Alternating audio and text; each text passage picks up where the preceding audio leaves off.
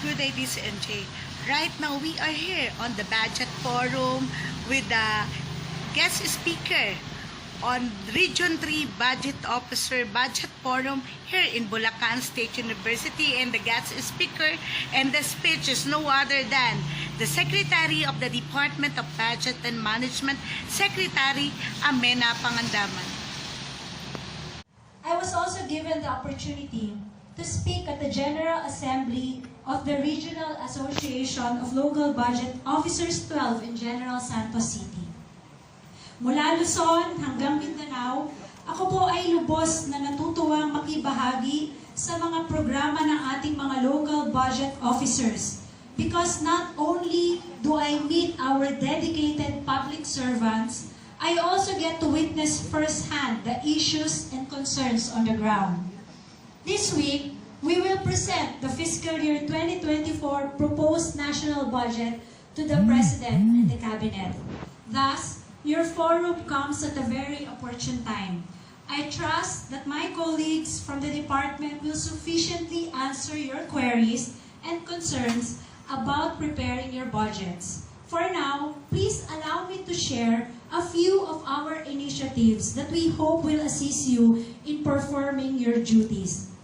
In anticipation of the challenges that our partners in the local governments will face in the implementation of the government's budget and digitalization initiatives, the DBM has been continuously providing capacity building for our PFM practitioners across different regions, including the Bangsamoro Autonomous Region and Muslim Mindanao. The department is also gearing up for the launch of its digital transformation roadmap, which aims to promote data governance and digitalization in fiscal-related government processes. This roadmap has a dual transformation feature that will future-proof the entire bureaucracy by institutionalizing all the digital reforms spearheaded by the DBM. In addition, we have enhanced the e-budget system for local government units to strengthen the linkage between planning and budgeting and cover all facets of budgeting from the preparation to the accountability phase. Ito po ay maaari nyo nang gamitin lalo na po sa paghahanda ng inyong annual budget at accountability reports. Last June 5, we implemented the merging of the e-budget system with the online submission of budget proposals, which will facilitate easier data reconciliation, especially concerning the classification of the functions of government and the expenditure tagging for the administration's 8-point socio-economic agenda, as well as infrastructure, climate change, and regional allocation. We are also updating the Budget Operations Manual for LGUs, which provides an enhanced framework for strengthening policy-based budgeting by specifying how to harmonize the linkage among policy-making, planning, and budgeting. We hope to publish this by second half of the year. At the national level, we have also been proactively lobbying for the working with Congress toward the enactment of the Progressive Budgeting for Better and Modernized Governance, or the PBBM Governance Bill, which will modernize our budgeting system and resolve the fragmented PFM legal framework.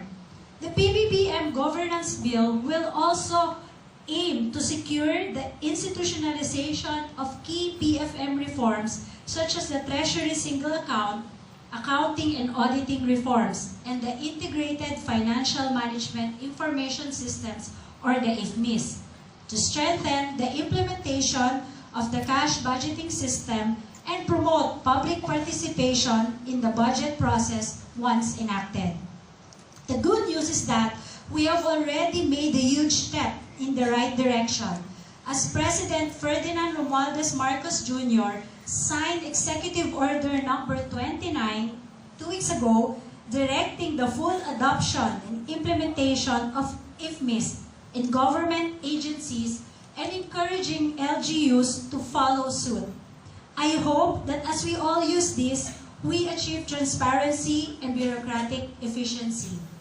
We also recognize that one of the most pressing concerns of our local governments is the implementation of the Supreme Court ruling on Mandanas Garcia case. Further, we are well aware that the differing levels of technical and financial capacities of LGUs affect the absorptive capacities and implementing such at the local level. Hence, upon the President's directive, the DBM, together with the Department of Finance, the Department of Interior and Local Government, the National Economic and Development Authority, is pursuing a review of the full devolution efforts to determine the extent and ways forward to assist our LGUs in this endeavor. National government agencies shall also continue to provide capacity building interventions appropriate and responsive to the development needs of local governments. These are only a few of the initiatives of the department to help our local governments, especially our local budget officers and PFM practitioners in carrying out their mandate. Rest assured that as we pursue these undertakings, we will continue to be your partner for inclusive development and support you in your efforts to achieve growth in your localities. Likewise, we hope that you will also maintain your support for the DBM and join us in implementing reforms that improve not only our government systems but also our processes. I have said this before and will say this again. Our agenda for prosperity will not be truly inclusive without our local governments. Maraming salamat po. Mabuhay ang Albo 3. Wabillahi taufiq wal hidayah. Assalamualaikum warahmatullahi wabarakatuh. You've just heard the message from the Budget Chief Secretary, no other than Secretary Amena Panganaban. This is MJ Albina Balaguer of DZMJ Online, Dawa Sakat Makabuluhang Journalismo, your happiness channel.